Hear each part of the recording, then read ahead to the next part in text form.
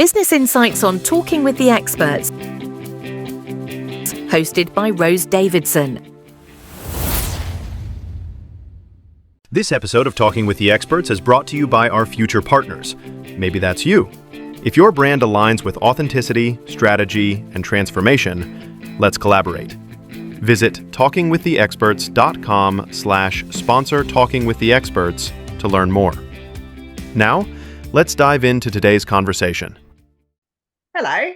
Would you like to know how leaders and entrepreneurs can harness their strengths, build stronger personal brands, and scale faster in an attention deficit world? My guest, Peter Shankman, is going to discuss just that with us today. And he is going to share how today's best people leverage speed, authenticity, and neurodiverse thinking to drive innovation. Now, Peter believes in the power of people, neurodiversity, and customer experience, whether it's the CEO who needs help empowering his employees to create magical customer moments, the Fortune 100 that needs a better understanding of neurodiversity in the workplace, or the billion-dollar brand wanting to better keep up with the times. Peter gets the call to come in and help make things better. Peter, thank you so much for joining me here on Talking with the Experts. I am really looking forward to learning about how faster brains build better businesses. That's great to be here. Thank you for having me. So well, maybe I should start with how you got to where you are now. Well, I've always had sort of depending on who you ask, weird, crazy, or successful streak. It depends on really who you talk to. But I've always been a little bit different. And growing up as a New York City public school kid in the 1970s and 80s, that difference was met a lot with sit down, you're disrupting the class. And there was never really an outlet for sort of that craziness. And it wasn't until probably my mid-30s, about 20 years ago, that I actually got a diagnosis of neurodiversity, of ADHD, attention deficit hyperactivity disorder. And everything that I did all my life, from school all the way up to starting and selling businesses, started to make sense. It started to make sense why I could easily work for 14 hours on one project and never look up, right? And why I could write a New York Times best-selling book on an airplane to Tokyo and back, but I couldn't remember to take out the trash, or I would forget my birthday or dates or whatever the case may be. And so when I finally got diagnosed, things started to make a lot more sense. And I realized, if we understand neurodiversity and we understand ADHD and we stop looking at it as a curse, there are actually a tremendous amount of benefits here. And so I decided to figure out, number one, how to sort of craft a life that would allow me to have the best of all possible worlds while minimizing the potential pitfalls. And an example of that, just for off the top of my head, people like us tend to only have two speeds. Right. When you're ADHD and when you're hyper focused on that, you tend to have two speeds, and the speeds, pardon my French here, they tend to be namaste and I'll cut a bitch. Right. There's really no middle ground for people like us. We're either all the way on or we're sleeping. And so I had to learn how to sort of harness that to fit the world in which I live. When you only have two speeds, you tend to do a lot of things very quickly, right? And those things might be starting a new company. I might come up with an idea and put something into launch within 4 days, right? On the flip side, those tend to also be, there are negatives to that. Having that kind of speed isn't really good when you're out having a drink, right? Because you're not going to have one drink, you're going to have 6. So you learn sort of what's important. So there are a lot of things in this world that I don't do on a regular basis, but on the flip side, I harness that speed in other ways. My day starts on average around 3:30 a.m.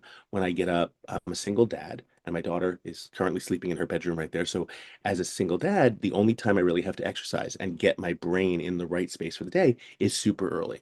So people might think, my God, you get up at 3 a.m. What do you go to sleep at 8 p.m.? Well, yeah, actually, but it works for me, right? Because that also eliminates going out and going out to a bar, or doing whatever. So you learn how to sort of ride your super fast car or super fast brain without going off the rails. It's a bit like bipolar. I have bipolar disorder, and In a yeah, way, in a way. but I've been diagnosed with bipolar disorder, and it's sometimes the same as you have two speeds. It's either Yeah. deep depression or you're like racing a mile a minute and you're full of all these ideas and you just can't stop your brain from thinking about stuff. And it can be a detriment when you're trying to have a quiet moment and your brain just won't shut off, especially if you're trying to Well, go to sleep. it's 100% true. I mean, neurodiversity, all the different neurodiversities are very similar. And neurodiversity is really sort of the diversity of diversities because you can be a successful CEO, you can be, a bartender. It doesn't matter what you do, you can still have this brain that thinks differently. And fortunately, in the workplace, we're finally starting to understand that a different brain isn't a liability as long as it's managed correctly, as long as you give the person with that brain the ability to work in a way that suits them. COVID was crazily enough a blessing for people because all of a sudden they were working at home, and for the first time in their lives, neurodiverse people were able to work the way they wanted to, right? They were able to work without 50 different distractions every 20 minutes, right? They were able to shut the door in their bedroom, wherever they were, and work. And so we're finding really a lot of fascinating use cases for neurodiversity and why it's so beneficial. I look at several examples I give the concept of the stoplight. We've helped several companies implement these sort of, for lack of a better word, they are literally traffic lights on people's atop people's desks. Red is don't bother me, I'm head down and focused. Yellow is bother me if it's important. Green is I'm open, come talk to me.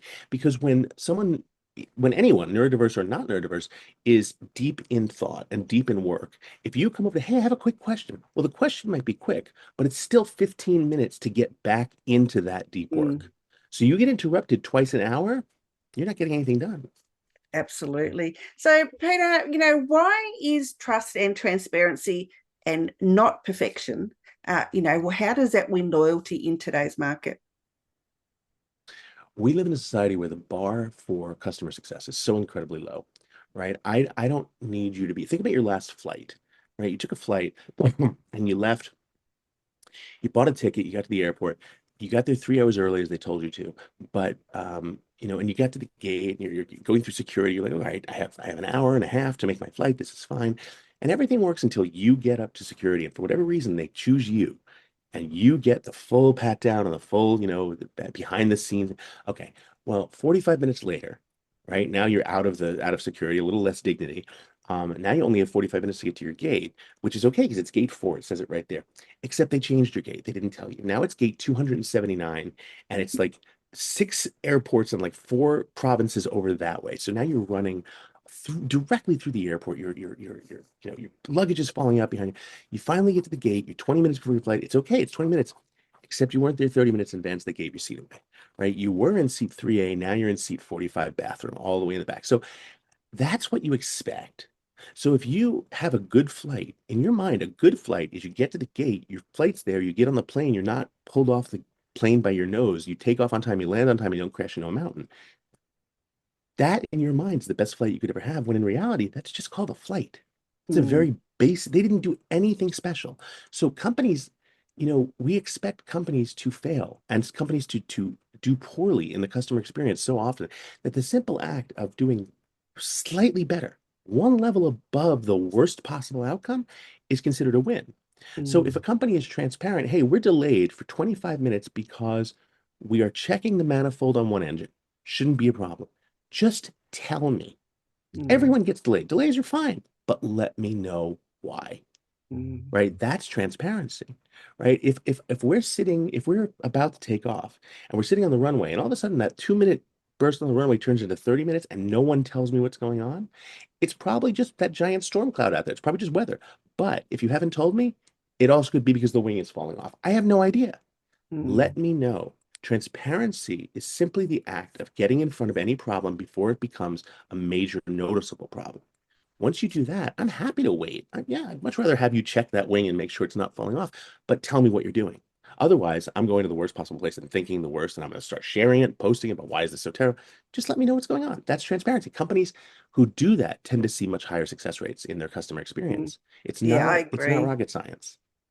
No, it isn't rocket science at all. I mean, our airlines here, using the airlines as an example, have a really poor um, reputation because they either delay or cancel flights without letting people know why their flight's been cancelled, so they miss their connecting flight to wherever. And it's just a nightmare for the passengers. And airlines just need to do a lot better. And that's the thing. We are, as customers, as consumers, we are well aware that things happen.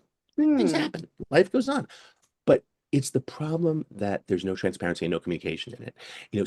What is it? I think there was a stat that came out several years ago that said 92% of people who complain on social media actually don't need an immediate resolution to their problem. What they need is to feel heard. Right? So if you simply reply, simply respond, simply say, yes, we are having some issues right now. We're hopeful to get you out within the next hour. That's all I need. Yep, absolutely. I agree. Peter, how can we use our faster brain to outmaneuver our slower competitors? And why is ADHD such a superpower?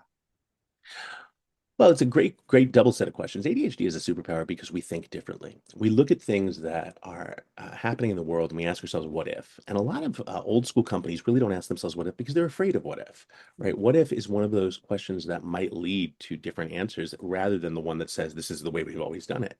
And if you're afraid of changing because this is the way we've always done it, you're not really going to have much success and moving on. I'm reminded of the great story of the woman who is cooking with her very young daughter, and they're making a pot roast, and they put the pot roast into the pan and they slice off a quarter inch edge or centimeter on each side. And the young girl asked the mother, "Mommy, why do we slice off an edge of the pot roast on each side?" She says, "Well, I don't know. That's the way Grandma did it. Let's call Grandma and ask." And they called Grandma and they asked, and they said, "Why do we slice off an edge, a centimeter on each side of the pot roast?" And Grandma says, "I don't know. That's the way my mother did it. Let's call Great Grandma." And they call Great Grandma in the nursing home, and they finally get her on the phone. They say, "Great Grandma, we're trying to figure. Your great granddaughter wants to know why you slice off an edge, centimeter on each side of the pot roast." And the great grandma said, "Well, I don't know why you do it. I did it because the oven was really small." You know, and I love that story because it's so indicative of how businesses think. They think that, well, we've done it this way for years. They forget that things change and that times change. And when you're neurodiverse, we tend to see those changes even before they happen. So listening to those neurodiverse employees might be your best bet because they're seeing things, and a lot of times they're afraid to tell you what they're seeing because they don't want to rock the boat. But listening to them and understanding that they might have a different perspective on things is actually very beneficial. We've done countless studies at Mental Capital, my consulting company, where we sit down and we explain, hey, doing something. There's a great story about a university that put down a whole new grass in front of one of their buildings. They laid down a whole new field, and they didn't put paths.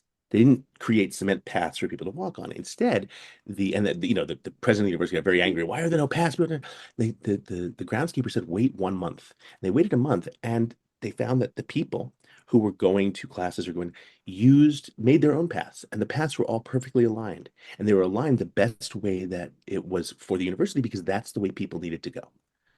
Right? So they let the people make those decisions. So asking your employees what's the best way to do this, as opposed to this is the way it's always been done, does tend to generate higher revenues and higher profits and increase productivity as well. If you allow your employees to work the way they want, the productivity can skyrocket. Oh yeah, I agree. I used to do a lot of temp work many years ago, and mainly for training organizations, and they'd had a process that they had been doing since day dot. And I'd go in there and I said, well, why don't we not do this, but do this? How dare you come into my business and tell me how I'm supposed to run it? And I thought, I could see that cutting out 3 steps is going to make the process a lot quicker and more time efficient, but the same outcome. And why wouldn't the business owner see that as a win? But no, because that's the way they've been doing it since time memorial. They just didn't want some newbie coming in and telling them that they could do it better. It was, and I used to get in so much trouble. I remember I worked at America Online when AOL, if you know your history, AOL was the internet at one point. And my Yeah. first job at a college, I helped launch the newsroom at AOL. So I was super early and on the internet train. And I remember leaving AOL and having conversations with people who, uh, we're looking at how do we better get to our customers? How do we, we should invest in more fax machines. I'm like, you guys need to look at where we're going, and stop looking behind you because you're not going that way. And it was fascinating how many people clung to the past and still do in a lot of ways.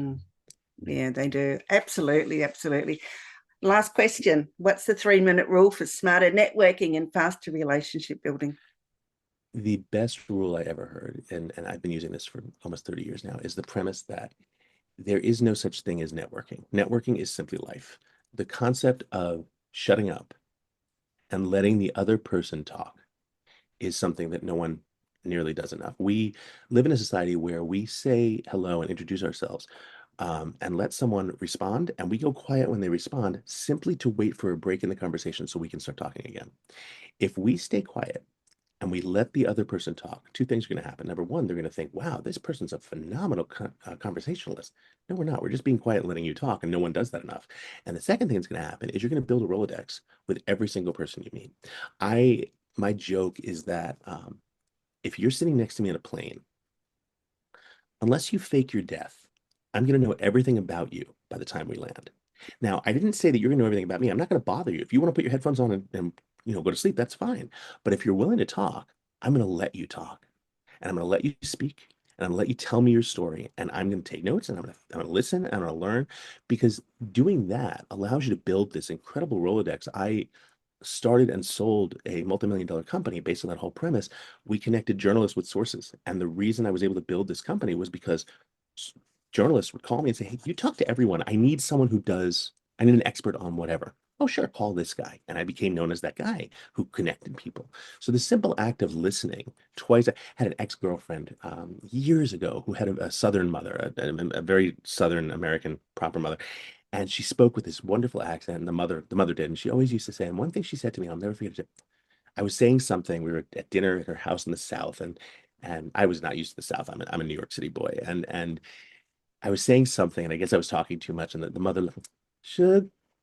You gotta remember, the good Lord gave us 2 ears and 1 mouth so we could listen twice as much as we talk. And I remember that stuck with me. It must be like 25 years ago, and that stuck with me so hard. We should listen twice as much as we talk.